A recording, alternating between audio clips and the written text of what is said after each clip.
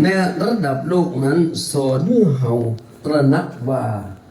ระยะทางที่ห่างยาวไกลหรือความแตกต่างของภาษาบ่ใช่อุปสรรคของความดีงามหากเขามีเมตตาเป็นผู้นำต่าง ดังนั้นบอกว่าเราจะอยู่ที่ไหนจะอยู่ในเมืองไทยหรืออยู่ต่างแดนในซีกโลกตะวันตกเขาสามารถเดินตามรอยครูบาเจ้าศรีวิชัยได้ด้วยการสร้างสันติภาพที่เกิดขึ้นในครอบครัวในที่ทำงานและในใจของตนเองควรเป็นอันดับแรกศรัทธาสาธุชนทั้งหลายในยุคปัจจุบันที่โลกหมุนเวียนไปอย่างรวดเร็วโดยอำนาจของเทคโนโลยีสารสนเทศ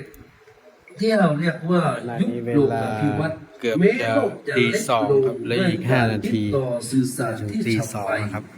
แต่ใจของมนุษ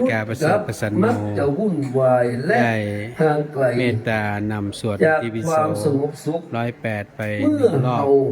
ตอน ม นี้ อง กำลั ย้ ง อนก เป็ ลั น บ อง ไป ค์เท ถึ ศ ง เทศนาธรรม วัด อีก ป ร ฏิ อบ บัติ หนึ่ง ของ ครับ ครูบาเจ้าศรีวิชัยผู้เป็นดัง ผู้ที่มีความ ดินแดนล้านนา มานะพยายามก็ยังสามารถที่จะ นั้นเหนือการเวลา นั่งฟังธรรม ป ต่ ระ อ การที่หนึ่งขันที่ทำ อั คื น อ นี้ พ เรา ลังแห่งความ มา สำ นับ เร็จ ดูนะครับ ในอดี คน ต ที่ยัง ท่านสร้างตาม อยู่ฟังธรรมได้ เทพด้วยจอบ 1 2 ด้วยเสียง 3 โดยการ 4 5 6 ท่ามกลางอุปสรรค 7 ทั้งจาก 8 ลมฟ้าอากาศ 9 10 และ 11 อคติจากบุคคล 14 แต่ท่านใจความนิ่งและความอดทนเอา 21 อาวุธ 22 ในยุคโลกาภิวัตน์ที่คนมักใจฮ้อนรอคอยบ่ได้ 24 25 คนครับที่ การ พอน ฟัง ำขั ได้ นที่ทำ อีกที่เหลือก็ประมาณ 5 ท่าน ท่านมาใจ ก็ จะ นอ ช่ น วย ฟั ให้ ง เรา ธรรม สา นะครับ มารถประคับประคองชีวิตผ่าน ก็อยู่ในบริเวณเดียวกันนะครับ และความกดดันสังคม ขอบคุณเมตตาของท่านพระครูบริการประเสริฐประสันโนครับ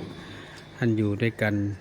ประการที่สอง ตั้งแต่เย็น จาก ยัน ดอย จ สุ นถึง เทพ ตี 2 สู่เส้นทาง แล้วก็กำลัง สันติภาพในอเมริ กำลัง กา แสดง ความ พระ เม ธร ต รม ตา เทศ ของ นา ครูบาเจ้าศรีวิ ญา ชั ติ ย โยมนะครับ บ่ได้จำกัดอยู่ ฟัง เพียง ธรรมไป แต่ พร้ กา อ ร มๆกัน สร้าง นะครับ ถาวรวัตถุ แต่คือการสร้างคนและสร้างสันติ ดังภาพเหตุการณ์ประวัติศาสตร์ที่ปรากฏในยุคหลัง เป็น เมื่อพระสงฆ์ไทย ในช่วง ผู้มี ตี หัว ส ใจ องกลา แห่ ง ง คืน พระโพธิสัตว์ ที่ ตามรอยครูบาเจ้าศรีวิชัย ในหน้าวัดดอยสุ ได้ เทพ จาริก ครับ ธุดงค์แผ่เมตตาธรรมไปไกลถึง ของพระครูบาองค์ใหญ่ สหรัฐอเมริ ครั กา บ เพื่อเดินรณรงค์สันติภาพ การที่พระสงฆ์ไทยไปเดินท่ามกลางตึกสูงเสียดฟ้า และ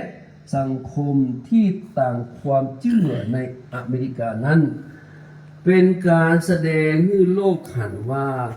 สันติภาพที่แท้จริงบ่ได้เกิด